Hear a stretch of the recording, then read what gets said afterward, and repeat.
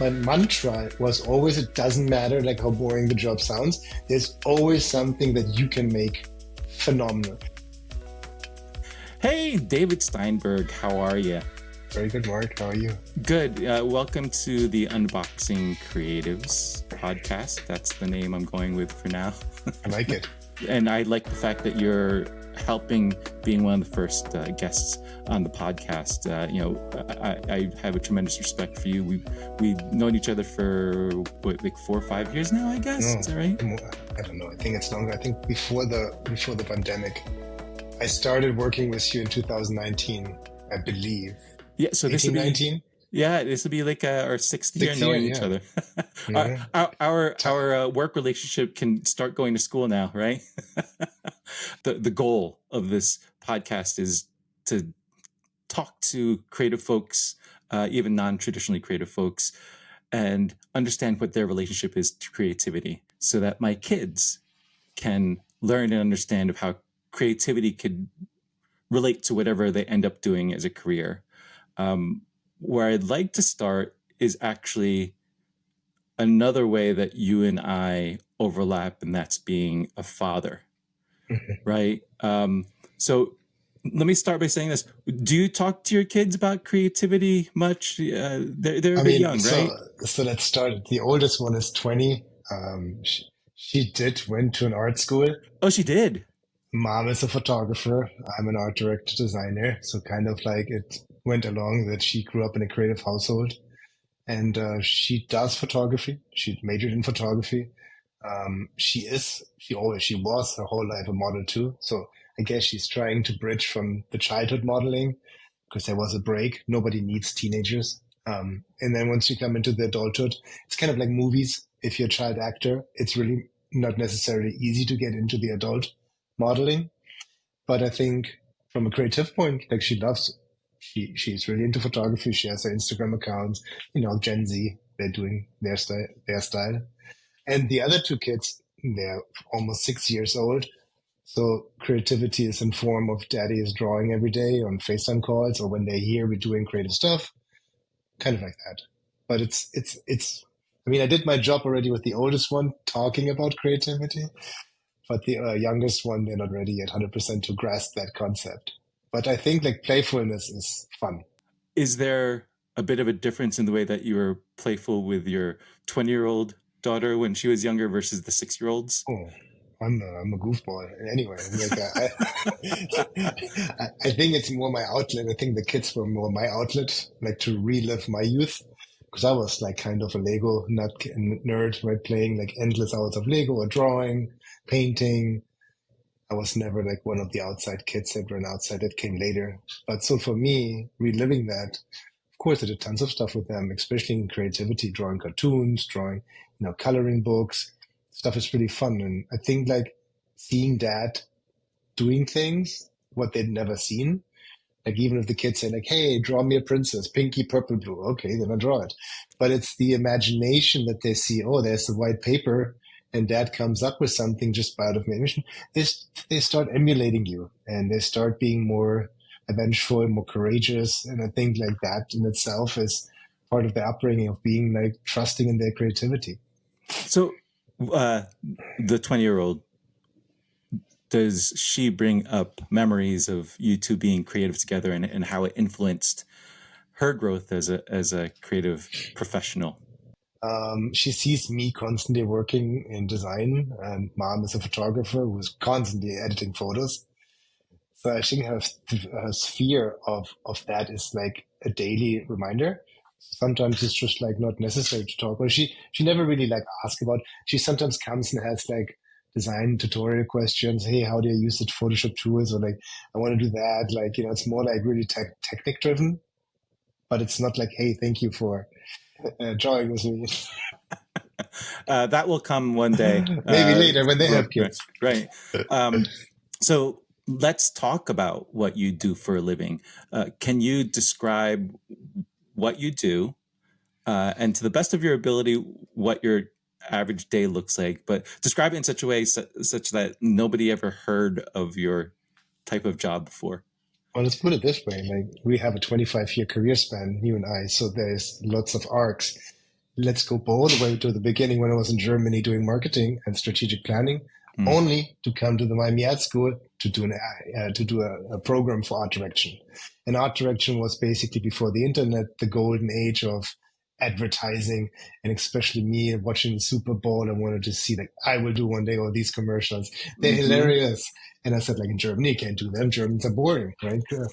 They're precise, though. They're very precise. Well, yes, we built good AMG cars and BMWs, but fun and bathroom humor, I think, is more like an adventful American, like really like, talent.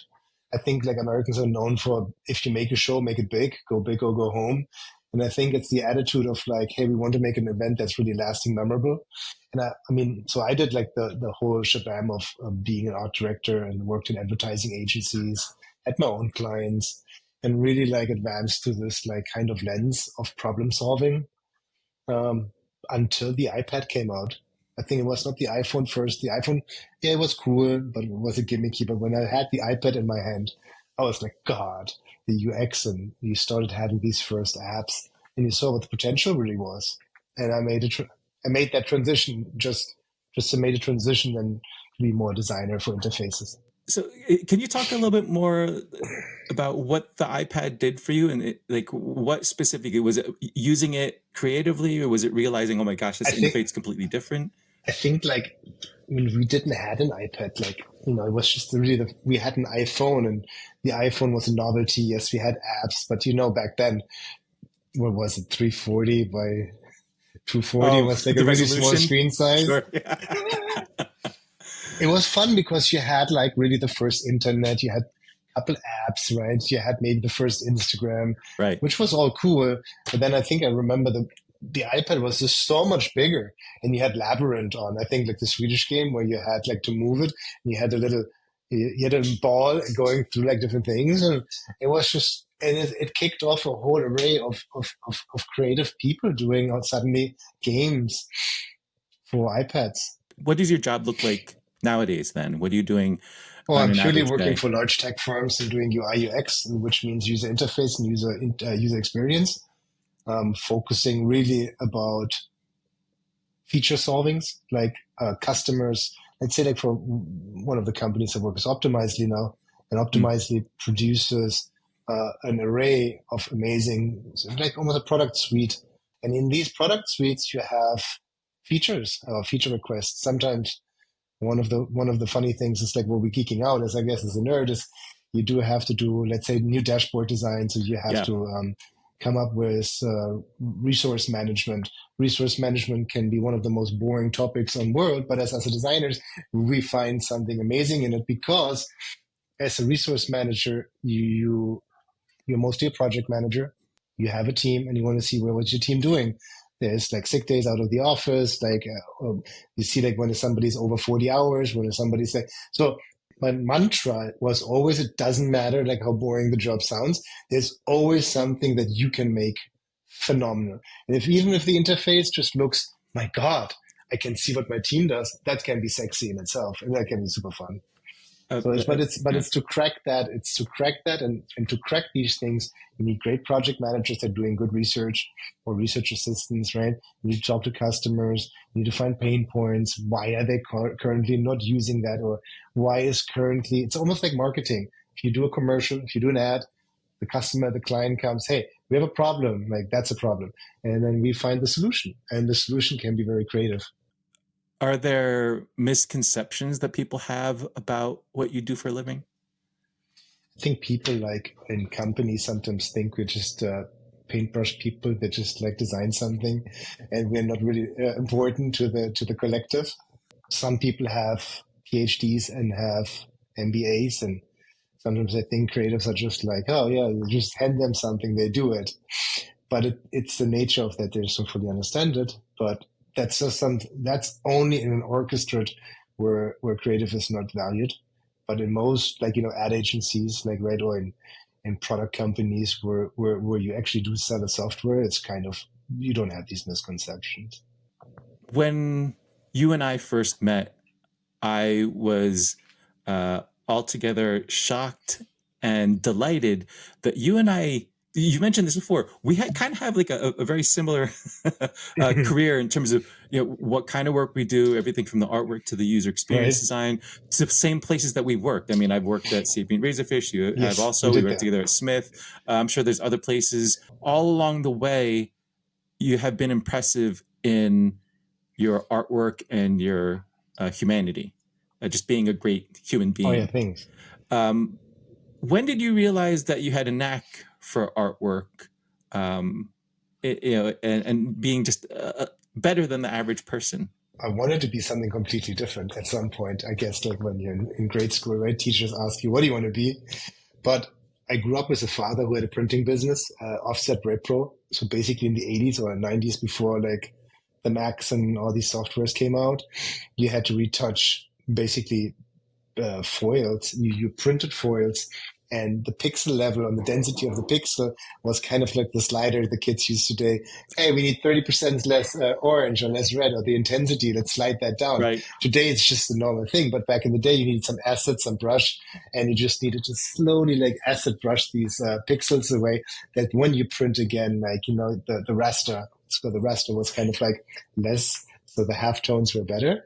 So this was a process when my father was really the king in Frankfurt, so he had his own company. Oh. And I just basically always grew up next to the printing shops. So I figured like I want to do it, but in Germany I couldn't do it, because in Germany you have to be like a fine artist. Like if you draw a vase, it has to be a perfect illustration by pencil sketches. And I'm just a cartoonist artist, that kind of like a wild. So like that concept of sketching the American way was like really super cool.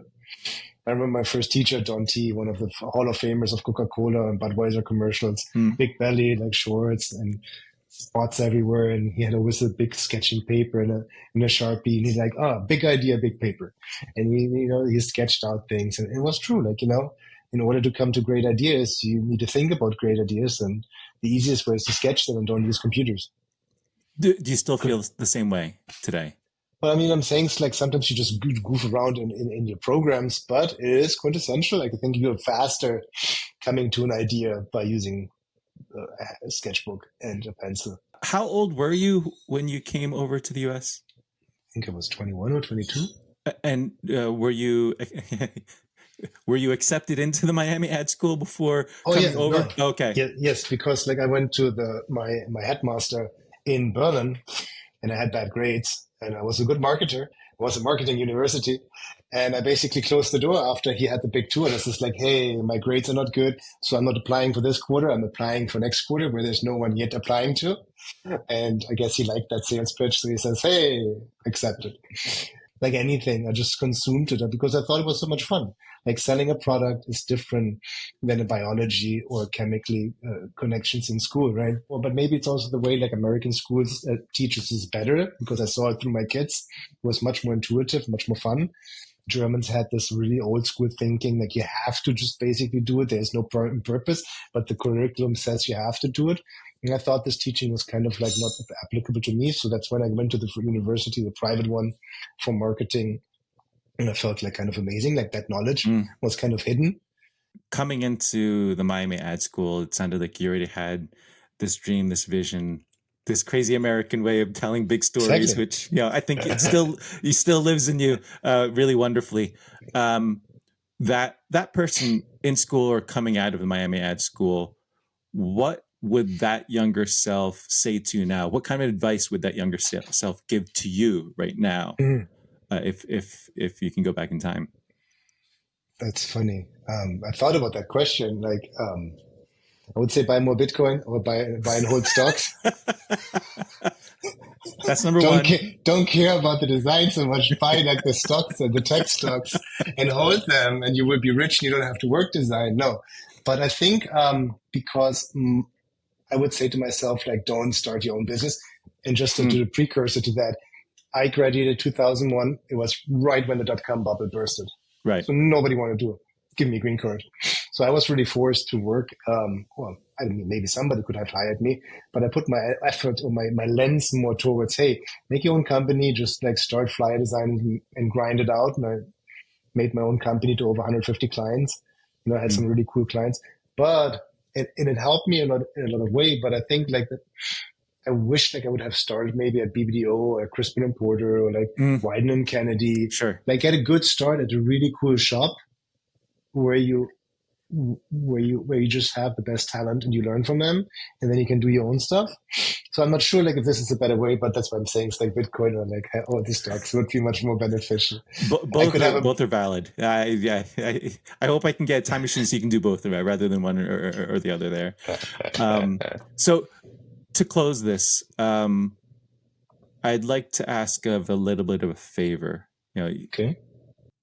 What advice would you like to give to my kids about how to incorporate creativity into their everyday life or in their future careers to be happy and successful?